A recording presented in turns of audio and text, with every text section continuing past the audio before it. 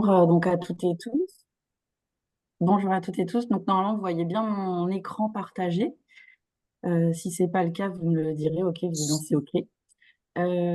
Alors, si vous avez des questions, n'hésitez pas à les poser dans la zone de chat Zoom et j'essaierai d'y répondre au fil de l'eau.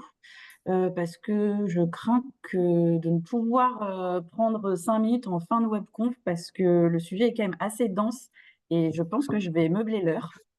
Donc, si vous avez des questions, n'hésitez pas à les poser au fil de l'eau. Je pense que c'est le plus simple, d'autant plus que quand une personne se pose une question, en général, il y a une autre personne qui se pose exactement la même question. Donc, ça me permettra d'y répondre une bonne fois pour toutes. Donc, l'objectif de cette heure, c'est de balayer effectivement le contexte réglementaire sur tout ce qui est reporting de durabilité à l'échelle de l'Union européenne et voir dans quelle mesure ça va se transposer, enfin, ça s'est transposé en France et dans quelle mesure ça va toucher, entre guillemets, les entreprises françaises et qu'est-ce qui est attendu pour elles en matière de reporting de durabilité. Juste faites attention, s'il y a des micro-actifs, j'entends des petites interférences, n'hésitez pas à les désactiver et à poser, je sais, Henri Niguet, vous avez votre micro actif et ça fait des petites interférences pour info. Donc, petit tour d'horizon sur les textes réglementaires, sur les normes SRS qui sous-tendent notamment la directive CSRD, on va voir comment, et ce qu'il est important pour les entreprises de comprendre. Alors, Mélodie Merenda, je me présente. Moi, je travaille pour le département RSE du groupe AFNOR. Et au département RSE du groupe AFNOR, on est en charge de développer et gérer avec les entités du groupe les solutions de formation, de conseil, d'audit et d'évaluation sur les sujets de RSE et thématiques connexes. Donc, si le sujet vous intéresse, n'hésitez pas aussi à peut-être m'ajouter sur LinkedIn, parce que je fais pas mal de veille sur les sujets de reporting de durabilité et je partage souvent des informations qui peuvent vous intéresser. Et on anime notamment un certain nombre de webconférences sur le sujet tout au long de l'année 2024. Donc, si vous voulez creuser aussi le sujet et monter en compétences dessus, ça peut être intéressant de vous abonner. Je publie les dates des webconf qu'on organise pour le groupe assez souvent sur LinkedIn. Alors, vers le reporting de durabilité, qu'est-ce qui se passe et pourquoi c'est important de bien connaître les trois principaux grands textes réglementaires qui structurent un petit peu le sujet. C'est important de connaître les trois parce qu'il y a des liens entre les trois et que c'est en connaissant les liens entre les trois textes qu'on arrive à comprendre l'articulation que Bruxelles a voulu donner à ses obligations réglementaires en matière de reporting de durabilité. Donc, au premier rang des textes réglementaires qu'il est important de connaître, attention, Lucille Rouault, vous avez votre micro actif. Il y a le règlement taxonomie sur les activités vertes. Certains d'entre vous ont peut-être déjà entendu parler de ce texte. Le règlement taxonomie sur les activités vertes, c'est un règlement qui définit une liste de 100 secteurs d'activité qui sont jugés compatibles par Bruxelles avec les 6 objectifs environnementaux que Bruxelles s'est fixés et qui sont également listés dans ce règlement taxonomie. Donc, ce règlement taxonomie, il est important parce que d'une part, il va permettre aux entreprises de comprendre dans quelles activités il faut qu'elles exercent leur métier si toutefois elles veulent être alignées avec les objectifs de transition environnementale écologique de l'Union européenne. Et d'autre part, ce texte permet aux investisseurs d'identifier plus rapidement les entreprises qui ont des activités compatibles avec les ambitions de Bruxelles en matière de transition, dans lesquelles investir, dans une logique de finance responsable. Donc, ce règlement taxonomie, il a un double objectif qui est celui de renseigner les entreprises et renseigner les investisseurs sur quelles activités aujourd'hui sont jugées par l'Union européenne comme compatibles avec ses objectifs de transition. Et c'est également dans ce règlement taxonomie qu'il est demandé à toutes les entreprises de plus de 250 salariés qui vont être progressivement assujetties à l'obligation de publier chaque année un rapport de durabilité. C'est dans ce règlement taxonomie qu'il est demandé de communiquer dans le rapport de durabilité 3 indicateurs, dont vous avez peut-être entendu parler, 3 KPI, le chiffre d'affaires éligible à la taxonomie, le CAPEX éligible à la taxonomie et l'OPEX éligible à la taxonomie. Ces 3 indicateurs, ces 3 KPI sont à communiquer dans vos rapports de durabilité au même titre que l'ensemble des informations qui sont listées dans les normes SRS. On en reparlera après. Attention, vous avez des micro-actifs. À côté de ce règlement taxonomie, il y a la directive CSRD. CSRD pour Corporate Sustainability Reporting Directive. C'est cette directive CSRD qui vient remplacer la directive NFRD Pour info, c'est la directive NFRD qui, jusqu'à maintenant, imposait à toutes les entreprises chaque année de publier une DPEF, déclaration de performance extra-financière. Et comme la directive NFRD vient remplacer la directive CSRD, c'est la DPEF qui sera progressivement remplacée par l'obligation de publier un rapport de durabilité. Okay. La directive CSRD, on va le voir, elle repose sur les normes ESRS. Les normes ESRS, ce sont les standards qui listent l'ensemble des informations RSE qu'il va falloir publier dans son rapport de durabilité quand on est une entreprise assujettie à la directive CSRD. Donc, ça fait beaucoup d'acronymes, j'en conviens, mais l'objectif, c'est que vous y voyez aussi un peu plus clair parmi tous ces acronymes. Et le troisième texte important à connaître dans cet écosystème réglementaire européen, c'est le règlement SFDR. Et SFDR pour Sustainable Finance Disclosure Regulation. Et ce règlement SFDR, c'est le pendant de la directive CSRD, mais pour les acteurs financiers. C'est-à-dire que les acteurs financiers, eux aussi, sont sollicités par Bruxelles pour publier annuellement des rapports RSE. Et c'est le règlement SFDR qui liste l'ensemble des informations que les acteurs financiers vont devoir faire figurer dans leur rapport RSE. Et les acteurs financiers, dans leur rapport RSE, vont devoir expliquer à l'ensemble des parties prenantes la manière dont ils investissent leur argent dans des entreprises qui font de la RSE. Grosso modo, je vous résume, mais c'est un peu ça l'idée. L'objectif de toutes ces obligations réglementaires, c'est pas de contraindre les entreprises à faire encore d'autres choses, mais c'est bien d'harmoniser le contenu de tous les rapports de durabilité. Attention microactifs, désolé, je le répète, désactivez s'il vous plaît tous vos micros pour éviter les interférences. Donc l'objectif de ces obligations, c'est bien d'harmoniser le contenu des rapports de durabilité des entreprises afin de permettre aux investisseurs de disposer de données qui soient fiables et comparables. Et c'est là d'ailleurs qu'on peut bien comprendre le positionnement de chacun des acronymes. Les investisseurs qui sont engagés dans des démarches d'ISR, d'investissement socialement responsable, vont utiliser des critères d'évaluation ESG, environnement, social et gouvernance, pour sélectionner les entreprises les plus matures en RSE dans lesquelles investir. Donc voilà pour le repositionnement des acronymes. Si beaucoup se demandent pourquoi parfois on parle d'ISR, d'ESG, de RSE, ici vous avez un petit peu l'explication. N'hésitez pas à poser vos questions dans la zone de chat si vous en avez. Donc, quelle modalité d'application pour la directive CSRD? Donc, pourquoi, on l'a dit, l'objectif de Bruxelles avec cette nouvelle directive, c'est de tendre vers un format de rapport de durabilité un peu plus harmonisé qui permette une meilleure comparaison des performances RSE des entreprises. Pour qui la directive CSRD va contraindre progressivement, avec un calendrier d'application progressif, l'ensemble des entreprises de l'Union européenne, des entreprises commerciales de l'Union européenne qui totalisent plus de 250 collaborateurs à la fin de leur exercice. Donc progressivement, sur les 2 années à venir, ce seront d'abord les entreprises de plus de 500 ETP qui sont déjà assujetties à l'obligation de publier une DPEF. Et progressivement, ce sont toutes les entreprises de moins de 500 ETP, de plus de 250 collaborateurs qui sont obligées de faire la même chose. Et enfin, les PME cotées de moins de 250 salariés qui sont également obligées en 2027 sur leur exercice 2026 de publier un rapport de durabilité. Sont également assujetties les entreprises qui n'ont pas de maison mère européenne, mais qui ont des activités dans l'Union européenne qui génèrent plus de 100 millions d'euros de chiffre d'affaires par an. Ces entreprises-là, donc non européennes, sont également soumises à l'obligation de publier un rapport de durabilité en 2029 sur leur exercice comptable 2028. Ça, c'est cette logique d'extraterritorialité qui va également obliger les entreprises non européennes, dès lors qu'elles génèrent du business dans l'Union européenne, de se plier aux réglementations qui contraignent également les entreprises françaises. Donc, comment ce reporting de durabilité va se faire? Bruxelles a décidé de donner la responsabilité à l'EFRAG de rédiger les fameuses normes ESRS qui listent en fait les informations RSE qu'il va falloir publier dans les rapports de durabilité. L'EFRAG, c'est un groupe consultatif européen sur l'information financière qui a l'habitude d'élaborer des normes comptables et qui là a vu un petit peu son champ de compétences s'élargir puisque c'est l'EFRAG qui a été en charge de rédiger ces fameuses normes ESRS. Les normes SRS, ce n'est pas vraiment des normes au sens HLS du terme, au sens ISO du terme. C'est plutôt à comprendre comme des standards qui vont venir lister l'ensemble des informations RSE qu'il va falloir que les entreprises assujetties à la directive CSRD communiquent dans leur rapport de durabilité. Ce rapport de durabilité, comme c'était le cas pour la DPEF, doit être intégré au rapport de gestion comme c'est le cas pour le rapport financier.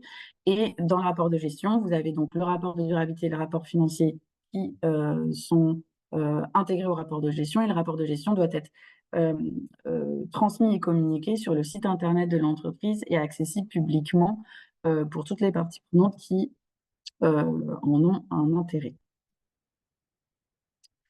Là, je passe vite pour vous expliquer que la directive CSRD et la transposition dans le droit français prévoient des sanctions dans le cas où le rapport de durabilité n'est pas mis à disposition sur le site et dans le cas où l'audit annuel de ce rapport de durabilité n'est pas effectué. Petit focus aussi sur les filiales, parce qu'on nous pose souvent la question. C'est la même logique que qui était appliquée pour la DPF. Les filiales sont exemptes du reporting de durabilité dès lors que la maison mère l'effectue pour elle. Donc ça, c'est la même chose que sur DPF. Et concernant l'audit annuel des rapports de durabilité, il peut être effectué par deux typologies d'organismes indépendants, soit les CAC, les commissaires aux comptes, qui sont habilités par la H2A, soit les organismes certificateurs comme AFNOR Certification, Bureau Veritas, SGS ou d'autres, qui sont accrédités par le COFRAC. En tout cas, toutes les entreprises qui publient un rapport de durabilité doivent annuellement le faire auditer par un organisme tiers indépendant. C'est également une obligation, comme c'était le cas avec la DPEF. Donc, comme on l'a dit, dans le rapport de durabilité, il va falloir communiquer un certain nombre d'informations RSE. Et ces informations RSE sont listées dans les fameuses normes ESRS qui ont été publiées en août dernier et qui, du coup, constituent le socle de la directive CSRD. Ces normes ESRS, elles sont au nombre de 12. Vous les voyez affichées à l'écran. Et on peut les catégoriser selon 4 grandes typologies. La première, ce sont les normes dites transverses. Vous avez dans ces normes transverses, vous retrouvez ESRS 1 et ESRS 2. On fait un petit focus dessus juste après, mais ce qu'il faut retenir, c'est que ESRS 1 est une norme qui va plutôt donner des tips méthodologiques sur la manière dont structurer son rapport de durabilité, sur la manière dont déterminer son périmètre de reporting, sur la manière dont déterminer sa chaîne de valeur, sur la manière dont qualifier et communiquer la donnée, etc. Donc, c'est plutôt une norme ESRS 1 qui va donner un cadre méthodologique pour bâtir et préparer son reporting et son rapport.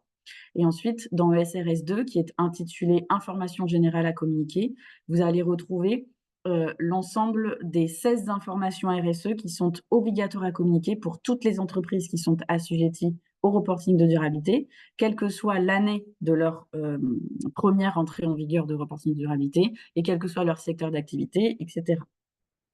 Un point important aussi qu'il faut retenir, c'est que ESRS 1, donc celle qui donne le cadre conceptuel, le cadre méthodologique, impose que toutes les informations RSE qui sont communiquées et qui sont obligatoires et qui sont attendues dans ESRS 2 et toutes les normes ESRS thématiques, que ces informations RSE-là soient réparties et soient ventilées selon 4 niveaux.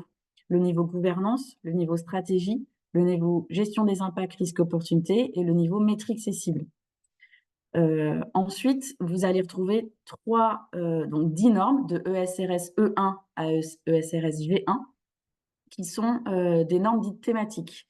Et ces normes-là vont à tour de rôle adresser à chaque fois un enjeu de durabilité. Donc, sur les normes ESRS environnement, vous allez avoir E1 sur le changement climatique, E2 sur la pollution, E3 sur ressources aquatiques et marines, etc., etc. Donc, à chaque fois, sont listées dans ces normes les informations thématiques qu'il va falloir communiquer. Information environnementale, information sociale, information de gouvernance. Et si je suis ce que nous dit ESRS 1 avec cette obligation de ventiler les informations RSE selon 4 niveaux, les 4 niveaux que vous avez affichés en bas à droite du slide, si je prends l'exemple sur SRS E1, l'entreprise va devoir communiquer des informations sur le changement climatique relative à la gouvernance, toutes les informations sur le changement climatique relatives à la stratégie de décarbonation, toutes les informations sur le changement climatique relatives au plan de décarbonation, au plan de transition, à la gestion des impacts, risques et opportunités en matière de lutte contre le dérèglement climatique, et toutes les informations relatives aux indicateurs, aux métriques et aux cibles en matière de changement climatique. Et ça, c'est la même logique à chaque fois pour toutes les thématiques des normes ESRS E1 AG1.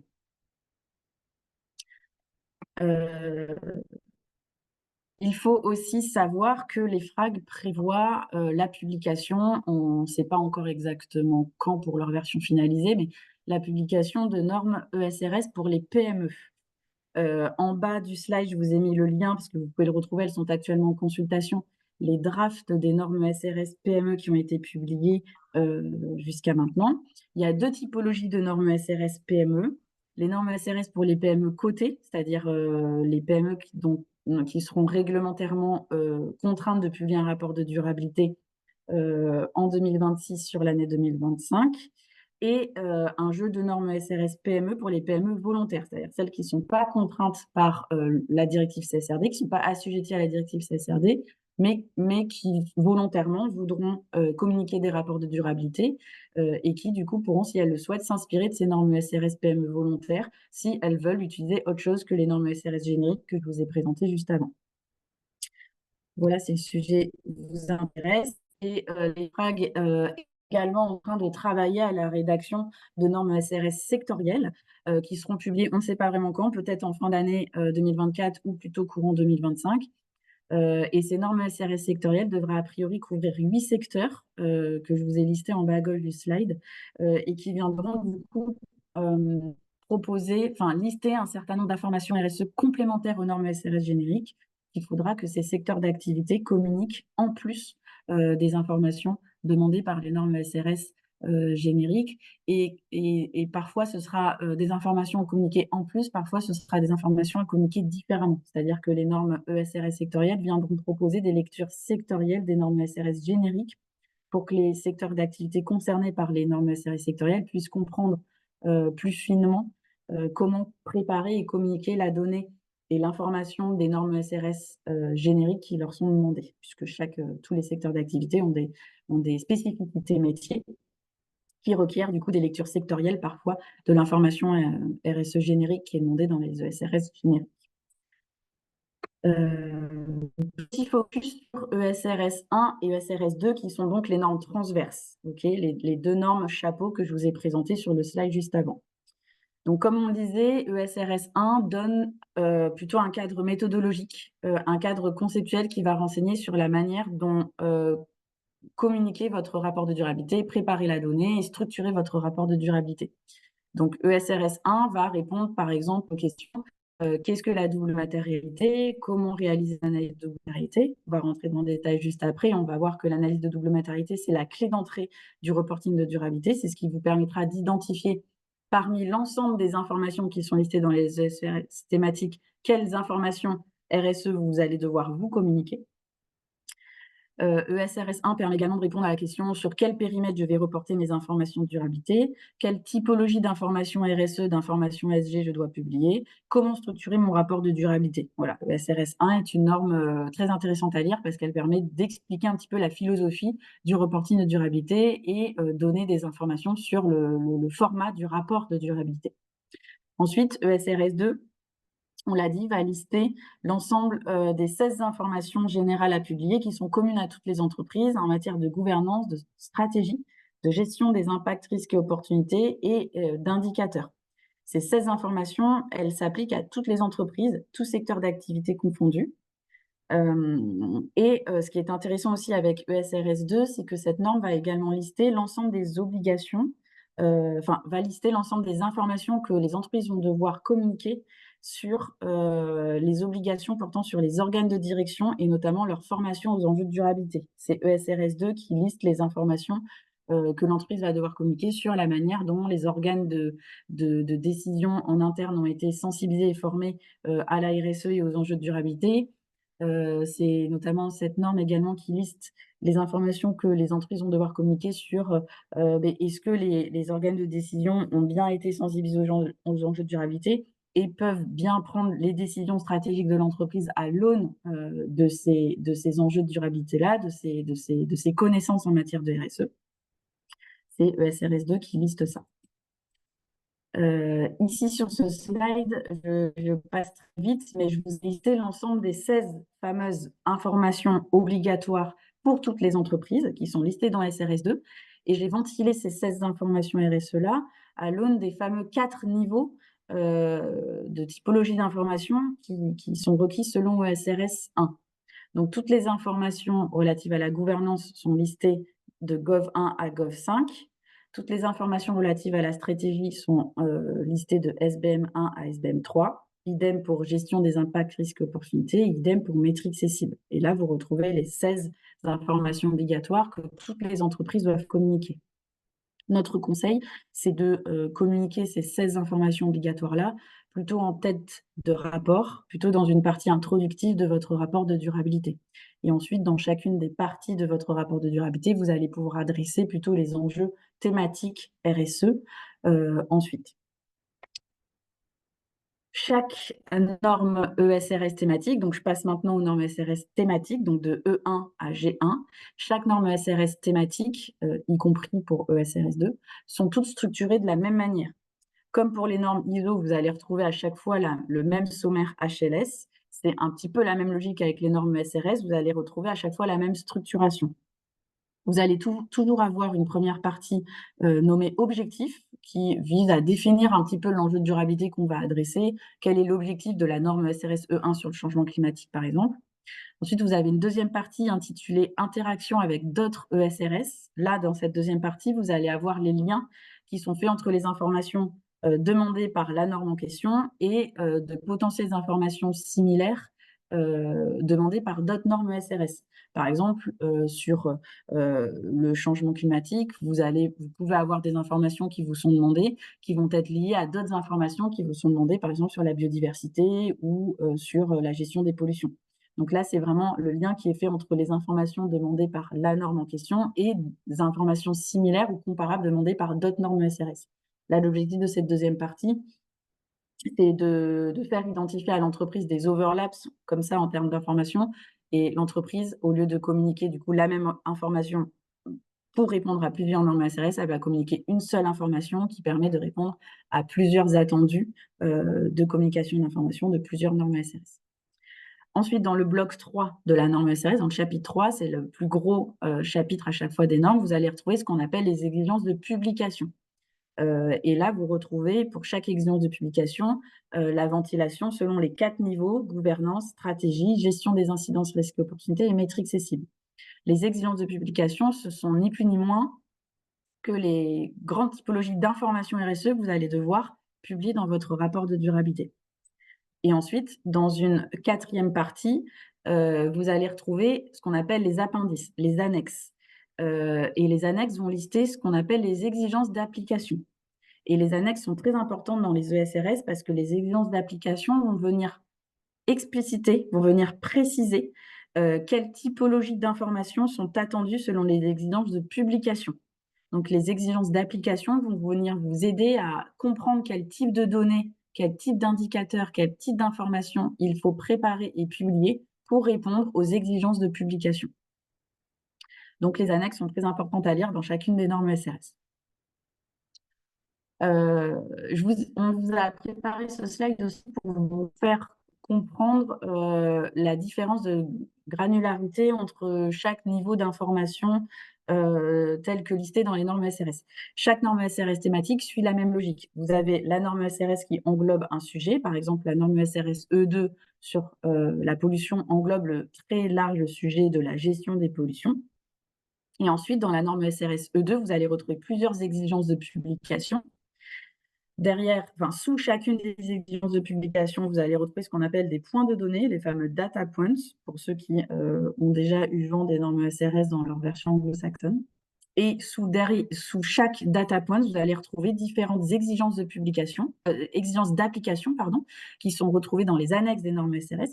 Et ce sont ces exigences d'application qui vont donner des détails sur la manière dont préparer, collecter le point de données. Donc le data points.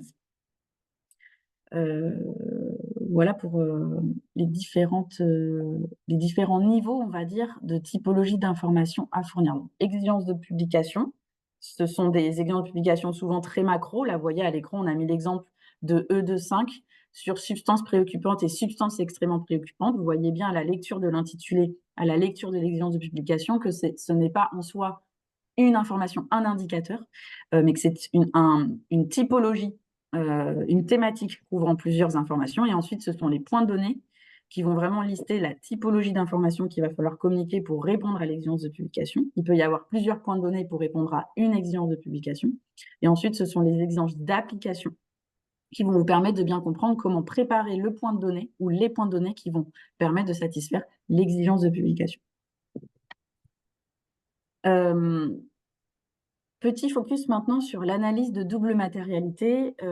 Vous en avez peut-être déjà entendu parler, et c'est important de bien comprendre ce qu'est l'analyse de double matérialité, puisque c'est la base du reporting de durabilité. En effet, c'est cette analyse de double matérialité et c'est de cette analyse de double matérialité que vont découler la liste des enjeux RSE matériels prioritaires importants de l'entreprise. Et donc, c'est cette analyse de double matérialité qui va permettre à l'entreprise d'identifier quelles informations RSE elle va devoir faire figurer dans son reporting et quelles informations RSE elle va pouvoir exclure de son reporting de durabilité. Donc, comme on l'a dit, toutes les informations RSE obligatoires pour toutes les entreprises à communiquer sont listées en SRS 2. Ces informations, elles vont notamment concerner la manière dont l'entreprise prépare sa déclaration, son périmètre de reporting, sa chaîne de valeur, sa gouvernance, sa stratégie, son modèle économique, etc., etc. Ensuite, vous allez retrouver dans les normes SRS thématiques, ESRS 1 à ESRS G1, l'ensemble des informations RSE non obligatoires, mais qu'il va falloir communiquer si votre analyse de double matérialité indique que ces informations RSE sont matérielles du point de vue de l'analyse de double matérialité. L'analyse de double matérialité, on dit que c'est la clé d'entrée du reporting de durabilité parce que la directive CSRD conserve le concept de comply or explain qui existait déjà dans la directive NFRD avec la DPF, où les entreprises avaient la possibilité d'exclure de leur champ de reporting certaines informations dès lors que leur analyse de matérialité justifiait que l'information RSE n'était pas pertinente, n'était pas matérielle, n'était pas importante au regard de l'activité de l'entreprise. Ce concept de comply or explain, il est conservé du coup avec la directive CSRD, sauf que la directive CSRD ne demande toujours de réaliser une analyse de matérialité, de simple matérialité, mais elle demande également de réaliser, enfin, elle demande maintenant de réaliser, d'aller un peu plus loin dans cette analyse et de réaliser une analyse de double matérialité. C'est cette analyse de double matérialité qui permet à l'entreprise d'identifier les informations pertinentes qu'il faudra communiquer dans son rapport de durabilité. Donc, autrefois, avec la DPF, l'entreprise, lorsqu'elle réalisait une analyse de matérialité, ça consistait cet exercice à évaluer ce qu'on appelait la matérialité d'impact, c'est-à-dire en quoi les activités de mon entreprise avaient un impact sur les 3 piliers du développement durable, le pilier social, sociétal, le pilier environnemental et le pilier économique. Grosso modo, quel était l'impact de mes activités sur la population, sur l'environnement, sur la société, sur les territoires. En sachant que ces impacts ne sont pas forcément que négatifs. Il peut aussi avoir des impacts positifs. Dans ce cas-là, on parle de contribution positive au territoire, à l'environnement, etc. En tout cas, il fallait que dans cette logique d'évaluation de la matérialité d'impact, l'entreprise sache identifier, qualifier quel type d'impact, positif ou négatif, elle avait sur la RSE, sur la population, sur l'environnement, sur la société, et elle devait rendre compte de ces impacts-là dans sa DPF.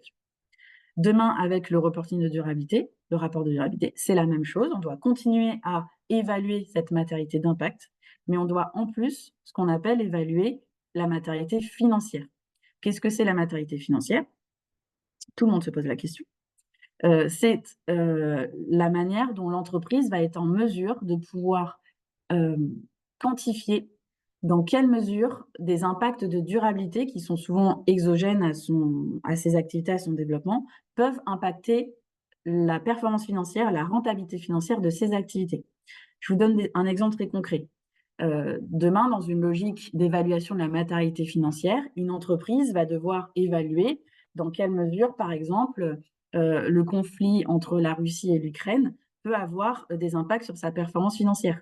Le conflit entre la Russie et l'Ukraine a engendré une élévation des coûts d'électricité.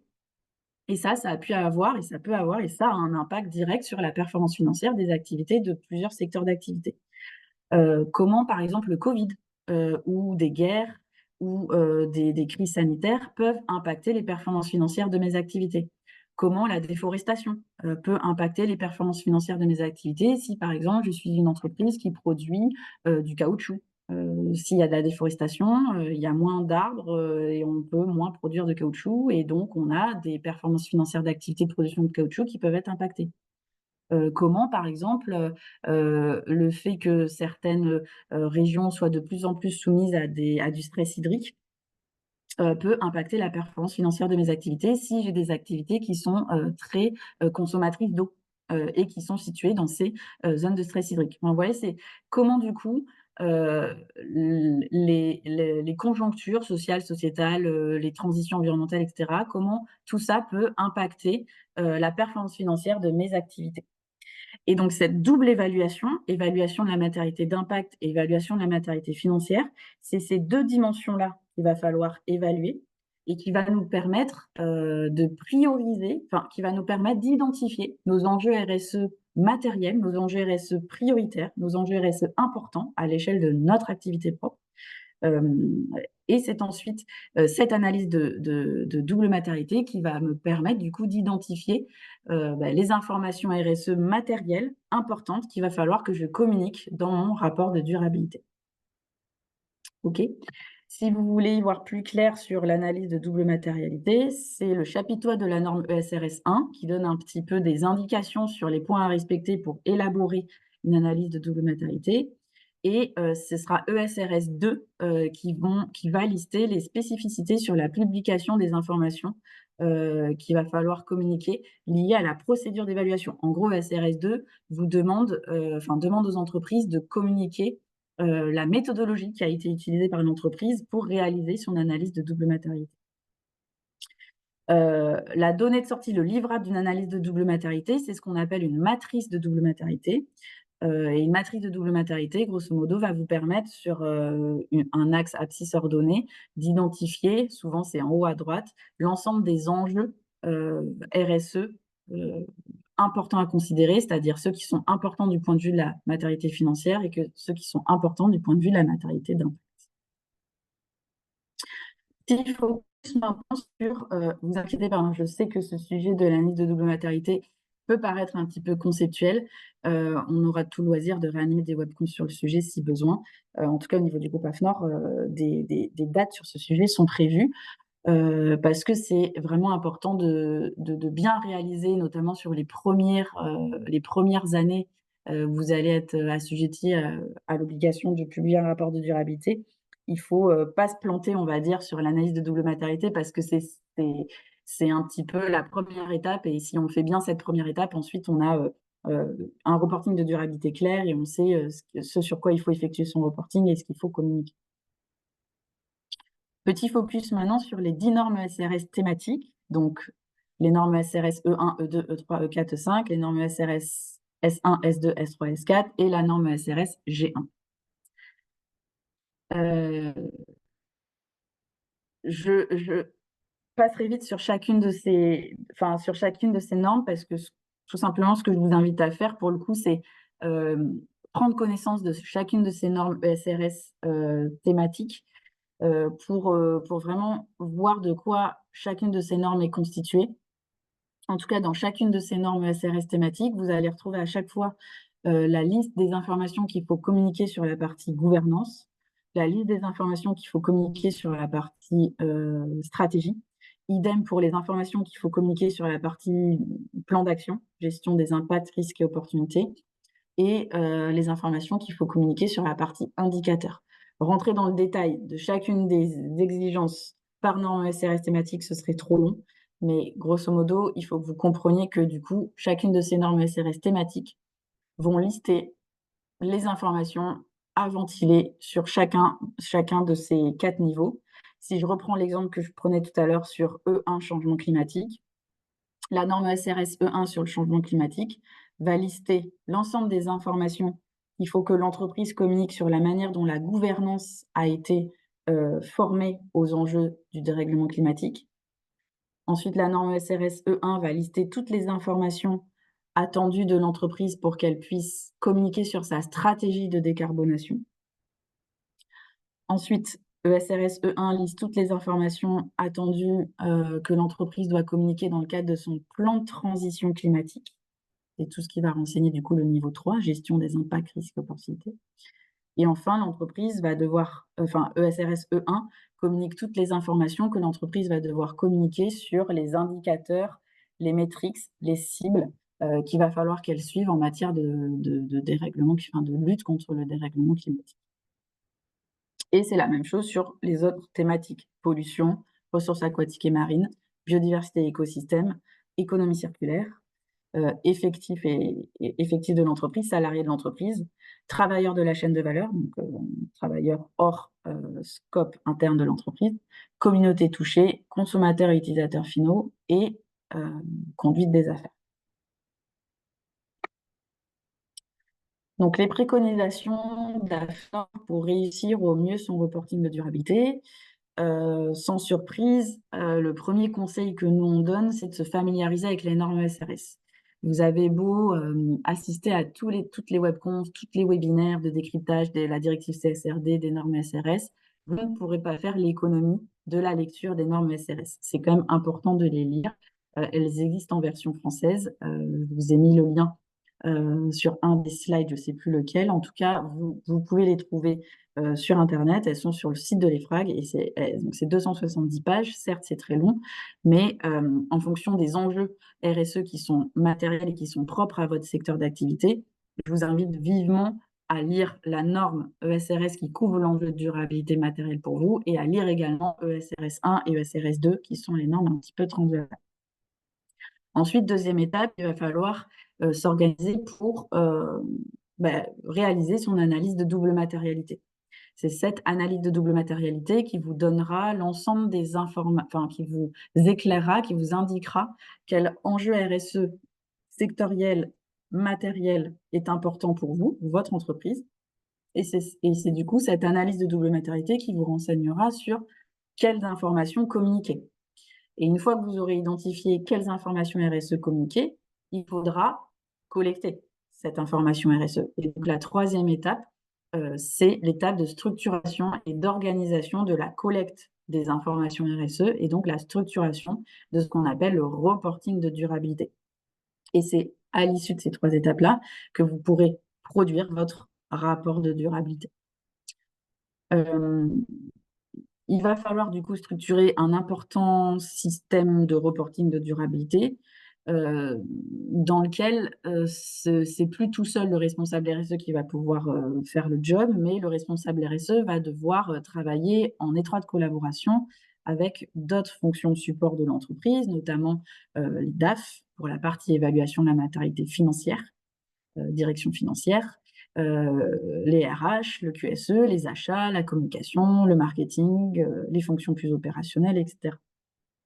En tout cas, effectivement, il y a vraiment un décloisonnement entre la fonction RSE et la fonction DAF, puisque avec la directive CSRD et cette logique d'intégrer du coup toute la partie reporting extra-financier à la partie rapport financier dans le rapport de gestion, c'est vraiment, on est presque sur un rapport intégré qui va devoir être fait où le responsable RSE va devoir travailler avec le DAF va devoir travailler avec le RSE, avec le responsable RSE, pour évaluer ensemble la matérialité d'impact et la matérialité financière qui doivent être du coup calculées dans le cadre de l'analyse de double matérialité. Petit focus aussi sur le label engagé RSE et surtout son référentiel qui peut être utilisé pour beaucoup de responsables RSE comme un outil de structuration, de préparation de son reporting de durabilité et de son rapport de durabilité. Je ne sais pas si vous avez fait le lien, mais quand je vous ai présenté les quatre niveaux d'informations dans lesquelles ventiler l'information selon ESRS 1. Je vous ai parlé de gouvernance, je vous ai parlé de stratégie, je vous ai parlé de gestion des impacts, risques et opportunités, et je vous ai parlé d'indicateurs et objectifs. Grosso modo, c'est déjà ce que demande un petit peu l'ISO 26000 lorsqu'elle a fixé les lignes directrices pour que les entreprises puissent structurer et déployer une démarche RSE. Selon l'ISO 26000, et si vous avez déjà structuré et déployé une démarche RSE en suivant les lignes directrices de l'ISO 26000, en théorie, vous êtes déjà dans cette logique d'avoir structuré une stratégie déployer un plan d'action et une démarche, mesurer l'efficacité de vos actions à l'aide d'indicateurs pertinents, et vous êtes déjà dans des logiques d'amélioration de vos actions. Donc en fait, cette logique ISO 26000 dite du PDCA est reprise dans la directive CSRD et dans les normes SRS. Donc si vous êtes déjà organisé en mode j'ai une stratégie qui répond à mes enjeux, je déploie une démarche avec une politique RSE adaptée à mes enjeux, j'ai un tableau de bord d'actions et d'indicateurs que je suis et j'améliore dans le temps mes pratiques RSE au quotidien, vous êtes déjà dans cette logique, vous êtes déjà prêt en fait pour le reporting de durabilité tel que les normes SRS le demandent, parce que vous avez déjà les informations relatives à la gouvernance, vous avez déjà les informations relatives à la stratégie, vous avez déjà les informations relatives au déploiement de vos actions, gestion des impacts risques profilés, et vous avez déjà les informations relatives aux métriques aux cibles. Okay, donc vous avez déjà toutes les informations relatives aux 4 poches d'informations qu'il faut renseigner selon les normes SRS. Et donc, en utilisant l'ISO 26000 ou en utilisant le label engagé RSE et cette logique de PDCA, Plan Do Check Act, vous êtes déjà largement ancré dans cette philosophie d'animation de démarche RSE dans le temps. Important aussi de noter, c'est que le référentiel du label engagé RSE, que vous connaissez peut-être, contient un certain nombre de critères d'évaluation qui sont tous liés aux attendus des normes SRS en matière de reporting. Dans le chapitre 1, gouvernance, on va attendre de l'entreprise qu'elle réponde à 7 critères d'évaluation qui lui permettront de collecter toutes les informations nécessaires pour répondre au niveau gov et au niveau gouvernance et au niveau stratégie des normes SRS. Dans tous les chapitres ensuite 2, 3, 4, 5, qui concernent le déploiement opérationnel d'une démarche RSE, on va du coup challenger l'entreprise et la faire commencer à collecter toutes les informations RSE qui vont être nécessaires pour renseigner la partie IRO, la partie gestion des impacts, risques, opportunités des normes SRS. Et enfin, dans les 3 derniers chapitres où on va challenger l'entreprise sur son tableau de bord d'indicateurs, indicateurs RSE, indicateurs environnementaux, indicateurs socio-sociétaux et indicateurs économiques, on va lui demander de collecter toutes les informations nécessaires à la partie indicateurs métriques cibles des normes SRS.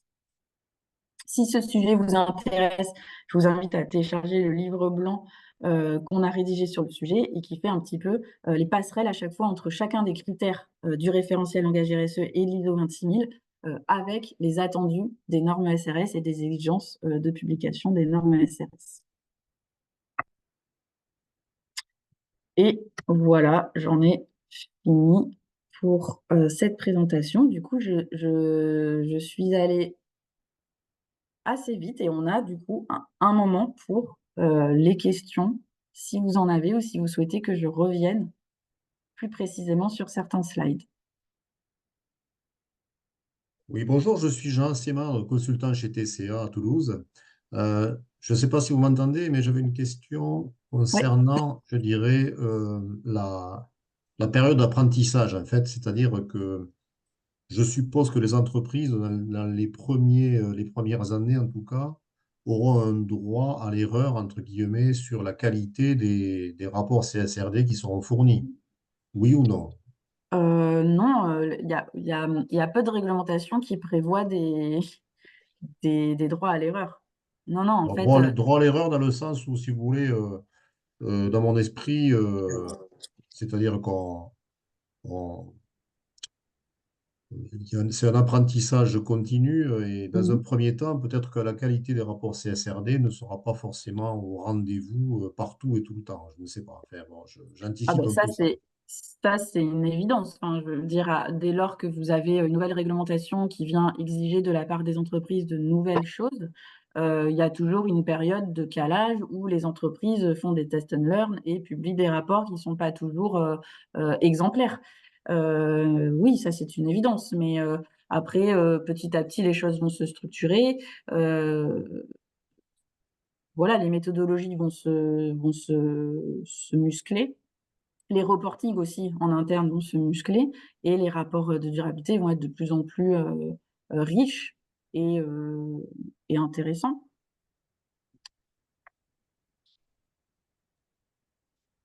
Oui, parce qu'en fait, si vous voulez, il y a quand même un point qui me semble important à signaler, c'est que Les entreprises découvrent ces nouvelles exigences, mais les auditeurs et les certificateurs également. C'est-à-dire que il va falloir un certain temps avant que, je dirais, la qualité de ces rapports soit au rendez-vous. Enfin, moi, je pressens cela. Oui, oui, oui, oui, c'est sûr. Oui, oui, c'est sûr. Tout le monde va monter en compétences en parallèle. Les entreprises et également les auditeurs. Les entreprises vont beaucoup attendre des premiers audits qui seront menés enfin, vont beaucoup attendre de leurs auditeurs pour justement peut-être revoir certaines pratiques de reporting, ajuster certaines terminologies dans les rapports. Voilà, donc oui, tout le monde. Enfin, je veux dire, ça, c'est évident. Comme chaque nouvelle réglementation, comme chaque lancement de projet, comme chaque, voilà, tout va évoluer progressivement. Les normes SRS PME et les normes SRS sectorielles vont aussi permettre de préciser un petit peu le contour, le type, le fond, le format des informations RSE qu'il va falloir produire par secteur d'activité ou en fonction de la taille de son entreprise. Donc, et tout ça va être publié dans les prochains mois, prochaines années. Donc, tout va évoluer comme ça progressivement. Oui, tout à fait. Madame Miranda, moi j'avais une question, enfin une demande de plus d'informations sur justement les ESRS, excusez-moi, sur la partie PME, pour la partie Oui. volontaire notamment ou pas, enfin pour ceux qui Ouais. sont soumis, puisqu'on a plus, je pense, plus de PME concernés ici. Et comment Mhm. ça se passe en fait entre cette obligatoire et cette volontaire en fait? C'est quoi les différences par rapport à la base là que vous avez présentée? Oui, oui. Alors, je ne sais pas si vous avez vu du coup, mais toutes les PME cotées, même si elles font moins de 250 salariés, les PME cotées sont assujetties à l'obligation de publier un reporting de durabilité comme si elles totalisaient plus de 250 collaborateurs. Dès lors qu'elles sont cotées, même si elles font moins de 250 ETP, elles doivent communiquer un rapport de Mhm. durabilité comme les autres entreprises. Pour ces entreprises, pour ces PME cotées-là, il y a un jeu de normes SRS PME qui a été publié, donc c'est le carré de gauche sur ce slide-là, et qui repense un petit peu le format des normes SRS, puisque toutes les exigences de publication sont rassemblées au sein d'une seule et même norme qui contient 6 chapitres, 6 sections que vous avez listées à l'écran et qui précise du coup la manière dont les informations RSE doivent être communiquées dans le rapport de durabilité pour les PME cotées, c'est-à-dire celles qui sont contraintes de faire un reporting au sens de la loi. Après, vous avez un autre jeu de normes SRS qui a été publié pour les PME volontaires, c'est-à-dire les PME qui ne sont pas contraintes par la loi de publier un rapport de durabilité, mais qui le feront quand même de manière volontaire parce qu'elles sont exemplaires en matière de RSE, parce qu'elles veulent valoriser la chose comme ça, ou parce qu'elles ont de plus en plus de donneurs d'ordre de prescripteurs qui les attendent au tournant là-dessus et qui, de toute façon, leur demanderont de présenter l'information euh, selon les normes SRS. Et donc, pour ces PME volontaires, les FRAG prévoient un jeu de normes SRS VSME, que j'ai mis aussi à droite sur le slide, qui propose également une autre approche pour présenter de manière volontaire un rapport de durabilité. Et ces deux drafts de normes SRS ont été mis en consultation fin janvier, là, il y a 10 jours. Et je vous ai mis le lien vers ces normes SRS-là sur le site de l'ERAG. Vous pouvez aller les consulter. Par contre, je crois qu'elles n'existent pour le moment qu'en version anglaise. D'accord. Oui. J'ai une question sur la confidentialité.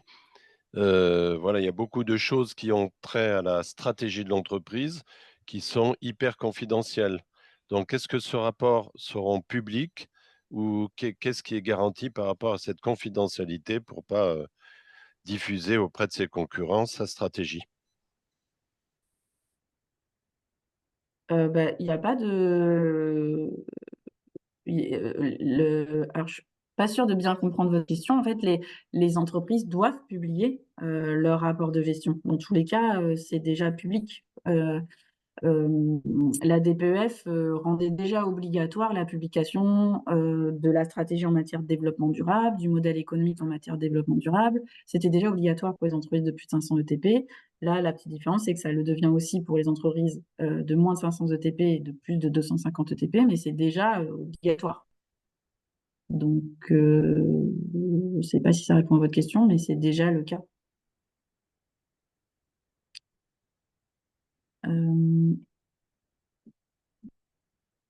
Est-ce qu'il y a d'autres questions?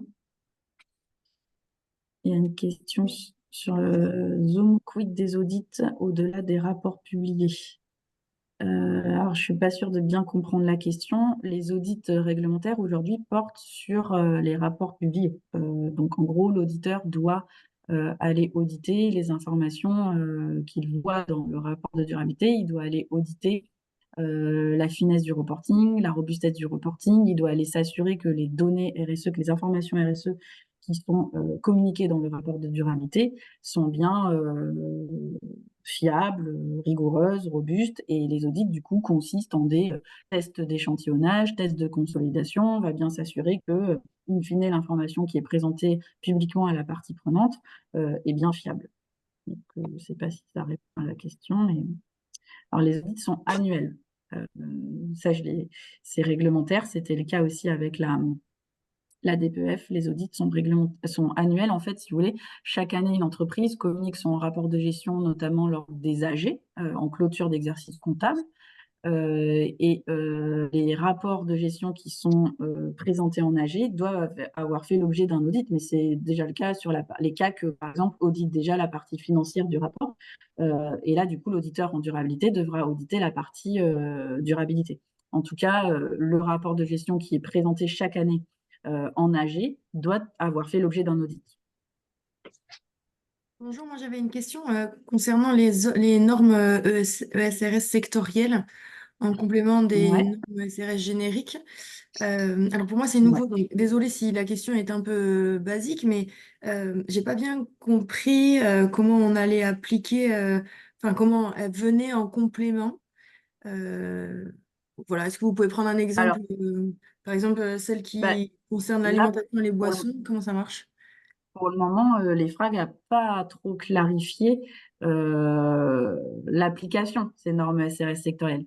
Pour le moment, les informations qui ont été transmises par l'EFRAG, c'est celles que je vous ai écrites sur le slide.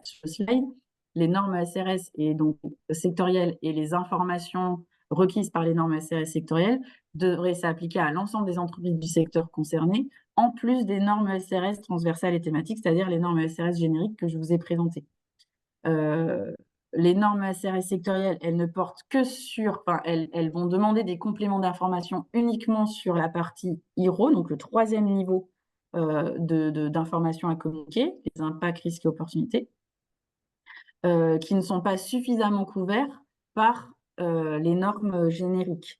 Par exemple, si je prends l'exemple de l'agro, aujourd'hui, vous avez des enjeux, vous, très propres à votre secteur d'activité qui est l'agro, et au sein de l'agro, il y a des enjeux RSE qui sont très spécifiques à la filière vitivinie, très spécifiques à l'élevage, très spécifiques à la filière maraîcher, etc. Et en gros, la filière agro a des enjeux RSE très spécifiques que n'a pas la filière transport, que n'a pas la filière énergie, ou voilà. Et donc, l'idée des normes SRS sectorielles, c'est d'exiger des entreprises d'un secteur d'activité en particulier, d'aller un petit peu plus loin sur la finesse de l'information qu'ils vont communiquer, notamment sur la partie gestion des impacts, des risques et des opportunités, du fait des enjeux propres à votre métier. Est-ce que ça répond mieux à votre question? Ouais, totalement, merci, c'est clair. Parfait, Merci. merci. Est-ce qu'il y a d'autres questions? Je vois que Sosen, dans la zone de chat Zoom, vous a partagé 2 liens. Un lien sur une formation pour monter en compétence un peu plus précisément sur les normes SRS si vous le souhaitez. C'est des formations d'une journée qui sont proposées par Partner Compétences. Et elle vous a également mis le lien qui se font en vidéo ou en présentiel, mais compte tenu de la technicité du sujet, moi je vous conseille le présentiel. Et elle vous a également mis le lien de téléchargement du fameux livre blanc qui formalise les passerelles entre ISO 26000, démarche RSE et attendue exigence de publication, enfin exigence de reporting extra-financier pour voilà, rassurer un petit peu les responsables RSE qui sont déjà engagés dans des démarches RSE. Vous pouvez tout à fait capitaliser sur votre démarche RSE pour commencer à identifier quelles informations RSE collecter et publier dans votre rapport de durabilité. Est-ce qu'il y a d'autres questions avant qu'on se quitte? Moi, j'avais une question. Il me semble qu'il y avait un des standards liés à l'environnement qui était obligatoire au début. Je ne sais pas si c'est toujours le cas ou pas. Alors, c'est plus le cas. C'était le cas de SRS E1 sur le changement climatique. Il était prévu à la base dans le premier jeu de normes SRS qui avait été publié il y a un an, que effectivement toutes les informations listées dans le SRS E1 soient obligatoires pour toutes les entreprises. Et après, il y a eu un certain nombre de jeux de lobby à Bruxelles, notamment de la part d'industriels, qui étaient contre le fait que ces informations liées au dérèglement climatique soient rendues obligatoires. Et donc, ESRS E1 est passé, comme les autres normes ESRS thématiques, optionnelles. Par contre, ce qui est exigé, et c'est exigé par ESRS 2, donc la norme transversale qui lit les 16 informations obligatoires à communiquer, vous devez, si vous êtes une entreprise qui décide d'exclure de son champ de reporting les informations liées au dérèglement climatique, il faut qu'elle justifie, ça c'est une obligation de ESRS 2, de manière extrêmement fournie, étayée et factuelle, qu'elle justifie que son activité, ses activités n'ont pas d'impact sur le dérèglement climatique. Et pour justifier ça, il faut avoir réalisé une étude qui permet de prouver que les activités n'ont pas d'impact sur le dérèglement climatique. Il faut prouver que dans les années à venir, les activités n'auront pas d'impact sur le dérèglement climatique, etc. Donc parfois, il va être plus compliqué pour les entreprises de justifier qu'elles n'ont pas d'impact sur le dérèglement climatique que de répondre aux exigences de publication de SRS E1. Non, merci. Et par contre, moi j'ai une question. À terme, comment on va pouvoir comparer différents rapports de durabilité s'il n'y a pas un formalisme qui peut permettre. Alors, je ne parle pas des KPI parce que ça c'est simple, hein, mais en termes de formalisme sur les stratégies, comment on va pouvoir comparer les entreprises entre elles? Alors, il faut ESRS 2 oblige à ce qu'une description très claire de la stratégie soit faite. Donc, on pourra comparer la maturité des stratégies, la maturité des business models durables, la maturité des démarches RSE des entreprises à la lecture des rapports. Tout ça, ce sera assez clair quand même. Ouais, un peu l'internet. Ouais, c'est ce que je viens de comprendre. Donc déjà, j'ai dû switcher sur le téléphone. Attention, il y a iPhone de S qui est activé et on vous entend parler. Juste pour finir de répondre à la question, il y a les normes SRS thématiques listent quand même, requièrent la communication de beaucoup d'informations quali, quanti, monétaires, etc., qui permettront le benchmark in fine la comparaison des maturités des entreprises. D'accord. Ok. Merci. Mais merci à vous. Bon, s'il n'y a plus de questions, merci Mélodie. C'était vraiment passionnant, pas simple, je pense, pour nous tous. Donc, merci à vous pour cette présentation et j'espère que ce webinaire a répondu à vos attentes. Donc, vous pouvez également aller sur le site de l'AFNOR où il y a toutes les informations sur les formations qui sont prévues. Donc, au nom de la FQP, Aura, je vous souhaite une excellente fin de journée. À bientôt. Au revoir.